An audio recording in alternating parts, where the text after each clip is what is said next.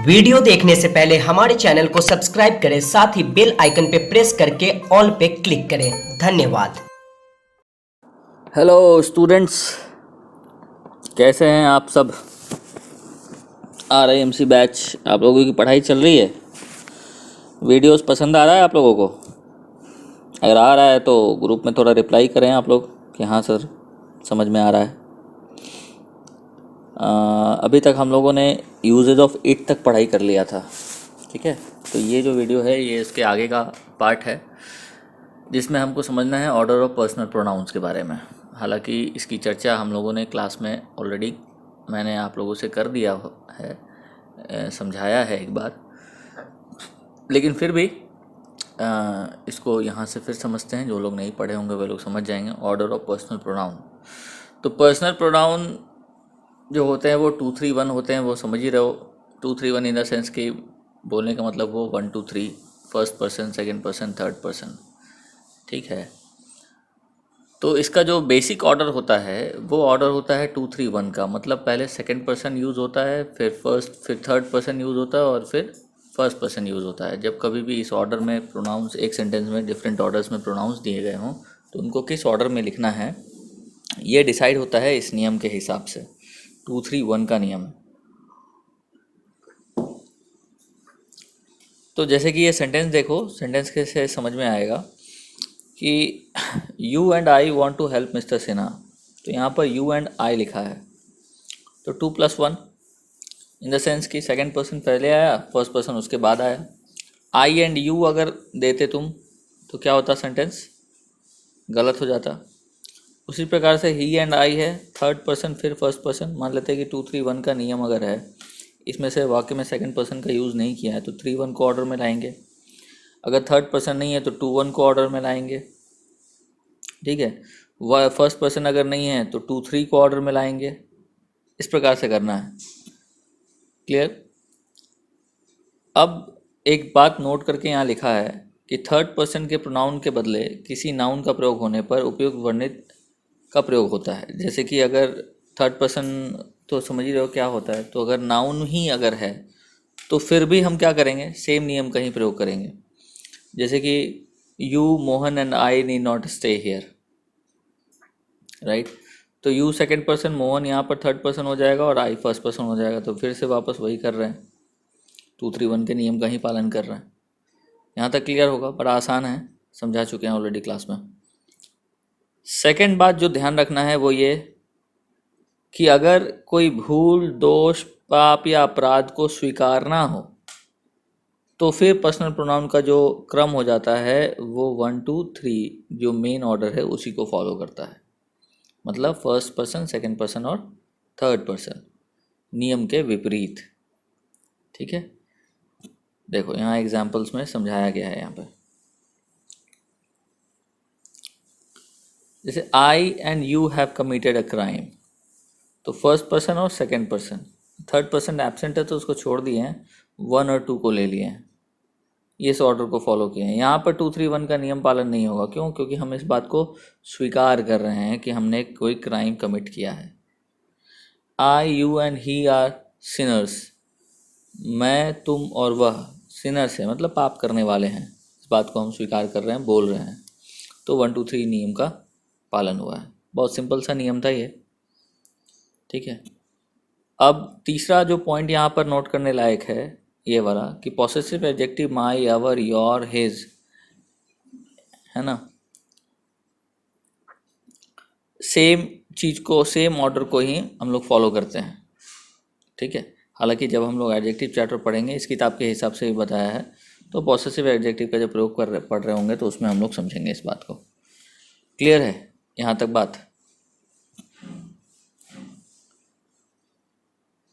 तो ये हो गया ऑर्डर ऑफ पर्सनल प्रोनाउंस आपका। अब इसके बाद जो हमारा चैप्टर पढ़ना है वो पढ़ना है डिस्ट्रीब्यूटिव प्रोनाउंस के बारे में, ठीक है। ये डिस्ट्रीब्यूटिव प्रोनाउन चैप्टर नहीं है, इनफैक्ट प्रोनाउंस का ये जो टॉपिक है डिस्ट्रीब्यूटिव प्रोनाउंस।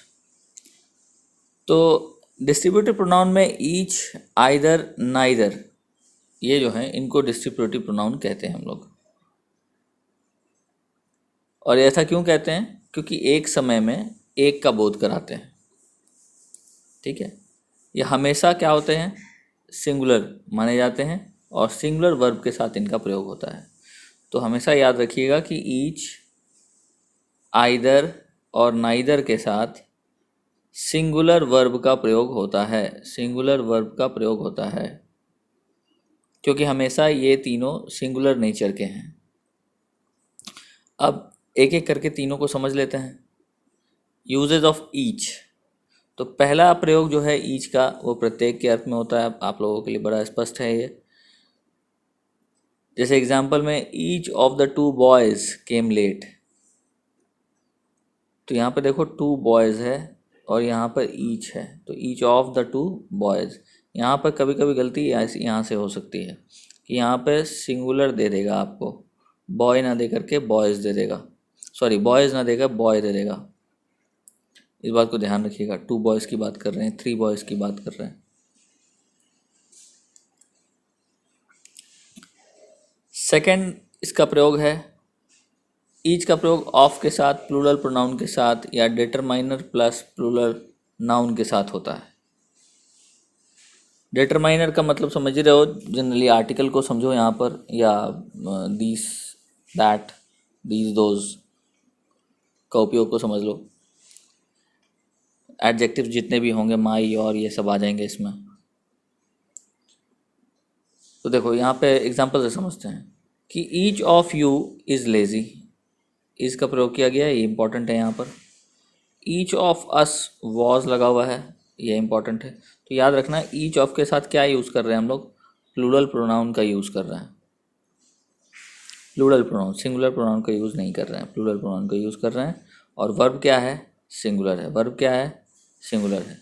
फिर देखो यहाँ पर डिटरमाइनर वाला case, each of the girls, girl नहीं है, गलती यहीं पे होता है, गर्ल नहीं है, यहाँ पर गर्ल्स का प्रयोग करेंगे, क्योंकि यहाँ देखो नियम क्या कर रहा है, determiner plus plural noun, determiner plus plural noun, plural noun, singular noun नहीं है, प्लूरल नाउन है। लेकिन वर्ब क्या होगा, सिंगुलर होगा। इस बात को बहुत इंपॉर्टेंट है, इसको आप प्लीज़ नोट कर लेंगे कॉपी में। फिर each of your children, child नहीं है, चिल्ड्रेन है, लेकिन वर्ब क्या है, सिंगुलर है। एरर में आर करके दे सकता है, ठीक है, ये आर का प्रयोग यहाँ पर गलत होगा। एरर में चाइल्ड करके दे सकता है, उपयोग गलत होगा। इसलिए याद रखिएगा कि ईच ऑफ के साथ, ईच ऑफ के साथ प्लूरल प्रोनाउन का उपयोग करते हैं या फिर डिटरमाइनर प्लस प्लूरल नाउन का यूज़ करते हैं, लेकिन वर्ब क्या होता है, तो वर्ब होता है सिंगुलर। क्लियर। तीसरा जो पॉइंट है ईच से संबंधित, वह यह कहता है कि ईच का प्रयोग सहायक क्रिया के बाद होता है यदि सब्जेक्ट के लिए यूज़ हो रहा है तो। जैसे कि we have each advised him to give up drinking, तो सहायक क्रिया के बाद, हैव के बाद ईच है, लेकिन ये ईच किसको डिनोट कर रहा है, वी को डिनोट कर रहा है। अगर 1 2 3 4 5 है और ये पाँचों, ये 4 है और ये चारों मिल करके बोल रहे हैं कि हम प्रत्येक ने एडवाइस किया था उसको कि भाई तुम दारू पीना छोड़ दो, तो ये ईच जो है इन चारों के लिए यूज़ हो रहा है। तो ऐसे केस में हेल्पिंग वर्ब के बाद ईच का प्रयोग करेंगे, ना कि उसके पहले। तो बहुत सारे सेंटेंसेस में एरर के रूप में आपको ऐसे करके सेंटेंस देगा, वी ईच हैव एडवाइज्ड। तो इसको ध्यान दीजिएगा कि ये ईच का प्रयोग किसके लिए है। अगर सब्जेक्ट के लिए है तो इसका जो पोजीशन होगा वो इंटरचेंज करेगा, यहीं से एरर ढूंढ के देता है। इस बात को हमेशा नोट कर लीजिएगा। ओके, नेक्स्ट एग्जांपल में देख लो, you are each foolish in a different way. तो फिर से हेल्पिंग वर्ब के बाद है, ना कि पहले है, क्योंकि ये ईच का प्रयोग यू के लिए है। They can each come here for their safety. स्पष्ट है। अब देखो क्या है, मुख्य क्रियाओं के होने पर ईच का प्रयोग मुख्य क्रियाओं के पहले होता है। अगर मुख्य क्रिया है और सहायक क्रिया नहीं है तो फिर क्या करेंगे, तो मुख्य क्रिया के पहले करेंगे। वहाँ पर सहायक क्रिया था तो सहायक क्रिया के बाद कर रहे थे, यहाँ पर सहायक क्रिया नहीं है तो मुख्य क्रिया के पहले कर रहे हैं। इस बात को याद रखिएगा, बहुत इंपॉर्टेंट है, कई बार क्वेश्चन पूछता है, फंसाने वाला क्वेश्चन है ये, फंसाने वाला पॉइंट है। तो देखो, we each tried our best to win the race, you each expressed your views without any hesitation, they each want to deal with us. Okay, तो दो बातें यहाँ से स्पष्ट होती है कि अगर हेल्पिंग वर्ब हो तो हेल्पिंग वर्ब के बाद प्रयोग करेंगे, और अगर मेन वर्ब है, यहाँ पे देखो ये मेन वर्ब है, सिर्फ मेन वर्ब रहता है, ये हैव नहीं होता यहाँ पर, तो ये मेन वर्ब के पहले इसका प्रयोग होता है। बस इतना ही बात को ख्याल रखना है। ओके, बहुत इंपॉर्टेंट है, इसको प्लीज़ समझिएगा अच्छे से। अब नेक्स्ट पॉइंट है हमारा कि ईच का प्रयोग ऑब्जेक्ट के बाद होता है यदि ऑब्जेक्ट के बाद कोई फ्रेज हो। जैसे वी गेव देम, ये ऑब्जेक्ट है, और ये देखो सम मनी एक फ्रेज है, तो इसके बाद ईच का प्रयोग कर रहे हैं। ही सेंट अस एक ऑब्जेक्ट है, ईच अ प्रेजेंट, ये एक फ्रेज है। ग्रुप ऑफ वर्ड्स को फ्रेज कहते हैं। टू बी हैप्पी फ्रेज है, देम के बाद ईच का प्रयोग कर रहे हैं।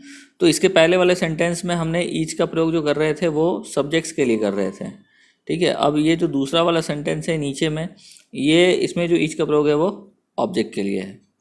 तो सब्जेक्ट के लिए कर रहे हैं तो वर्ब से संबंधित है, तो हेल्पिंग वर्ब अगर है तो हेल्पिंग वर्ब के बाद, और अगर मेन वर्ब है तो मेन वर्ब के पहले। लेकिन अगर ऑब्जेक्ट है, ऑब्जेक्ट का प्रयोग कर रहे हैं, तो ऑब्जेक्ट के बाद इसका ईच का प्रयोग कर रहे हैं। इतनी बातों को बस ध्यान में रखना बेटा। नेक्स्ट है कि ऑब्जेक्ट के बाद अगर कोई फ्रेज नहीं हो तो ऑब्जेक्ट के बाद ईच का प्रयोग नहीं किया जा सकता है, अतः निम्नलिखित। तो सीधी सी बात है, जब कोई फ्रेज है ही नहीं तो इस ईच का कोई मतलब नहीं बनेगा। There will be no sense of using each after object if there is no phrase at all, ठीक है ना। आई लाइक देम ईच बोलने की कोई ज़रूरत नहीं है, I like them, simple. They always encourage us, each बोलने की ज़रूरत नहीं है, अलग से इंकित करने की ज़रूरत नहीं है कि प्रत्येक मुझे इनकरेज करते हैं। दे ऑलवेज इनकरेज अस मतलब सभी लोग मिलकर के मुझे इनकरेज करते हैं। क्लियर। अब देखो, इसको अगर शुद्ध करना हो तो क्या करेंगे, I like each of them लगा देंगे। अगर प्रत्येक को इंकित करना हो तो ऑफ देम करेंगे, तब हमारे प्रत्येक इंडिविजुअल इंकित होगा। They always encourage each of us, ठीक है, they always encourage each of us, वे हम सभी को इनकरेज करते हैं। क्लियर। तो ये इसका शुद्ध रूप है। अब ये सारे सेंटेंसेस गलत थे, क्यों गलत थे बता दिया कारण। इसको अगर सही करना है तो इसका ये फॉर्मेट है, ऑफ लगा देंगे।